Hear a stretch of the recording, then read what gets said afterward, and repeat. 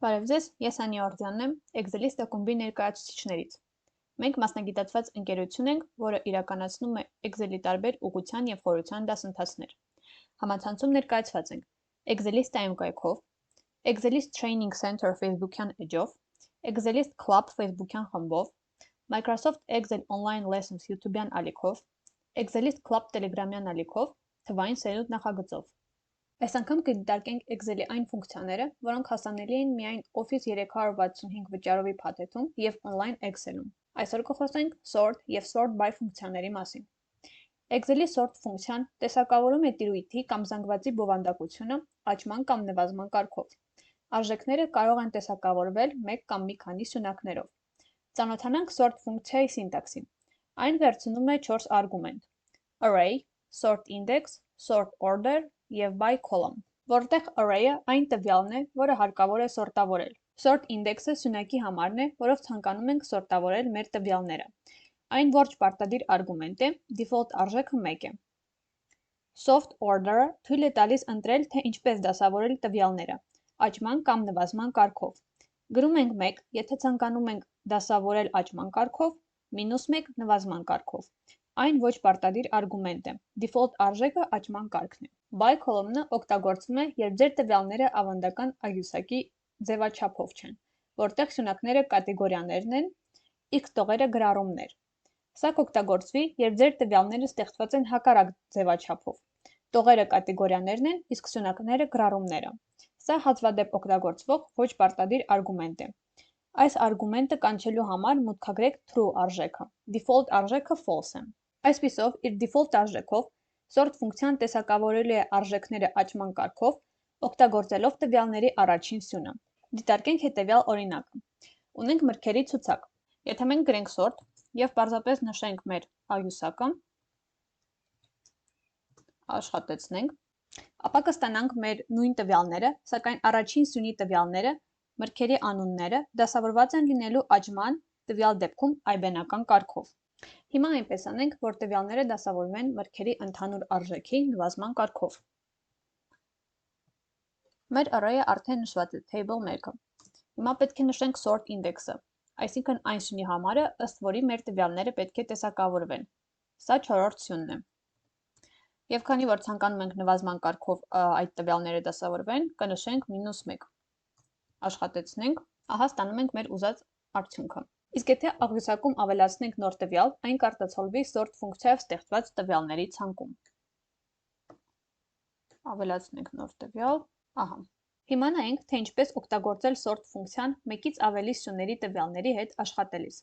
Ցանկանում ենք, որ մրգերի քանակի սյունի տվյալները դասավորում են աճման կարգով, իսկ մրգերի անունները նվազման։ Ձևափոխենք մեր sort ֆունկցիան։ Տիրույթն արդեն նշված է, sort index-ում հարկավոր է ընտրել 2 սյուն։ Դրա համար կդնենք ձևավոր փակագծեր, եւ քանի որ ցանկանում ենք, որ սկզբում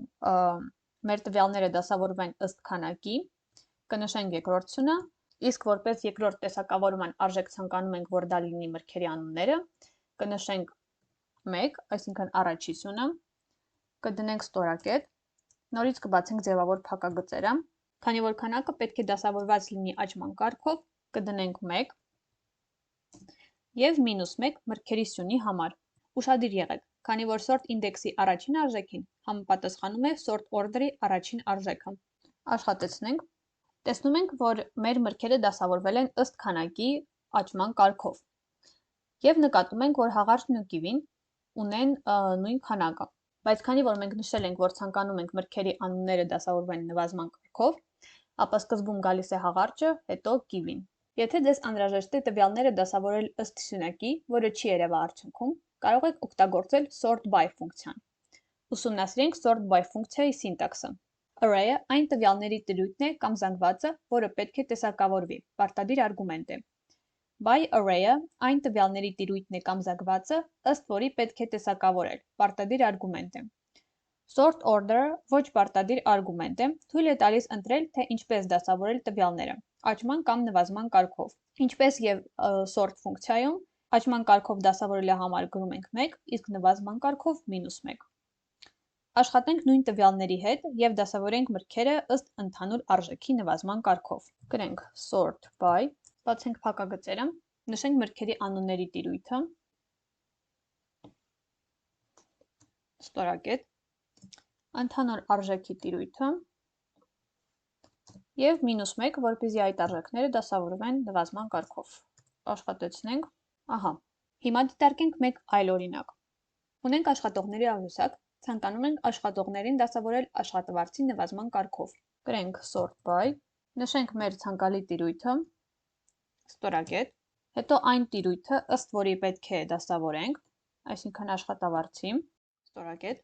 -1, որպեսզի այն լինի նվազման կարգով, և մենք կարող ենք նշել երկրորդ դասավորության կարգ, օրինակ ըստ անունների աճման կարգով։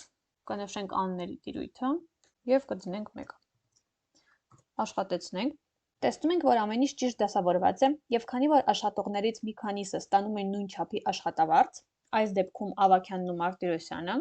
այդ աշխատողների անունները դասավորված են այբենական կարգով։ Սկզբում գալիս է Ավագյանը, իսկ հետո Մարտիրոսյանը։ Այսօրվա համար այսքանը, շնորհակալություն դիտման համար։ Հիշեցնեմ, որ Excelist ընկերության կայքում կարող եք ծանոթանալ մեր դասընթացներին, որոնք հիմնականում մասնագիտացված են տվյալների վերլուծության մեջ։ Մենք ուսուցանում ենք Excel-ի տարբեր մակարդակներ, բազային, խորացված, պրոֆեսիոնալ, Google Sheets, Python, SQL Basics, Power BI, VBA ծրագրավորում, Tableau, ֆինանսական մոդելավորում, QA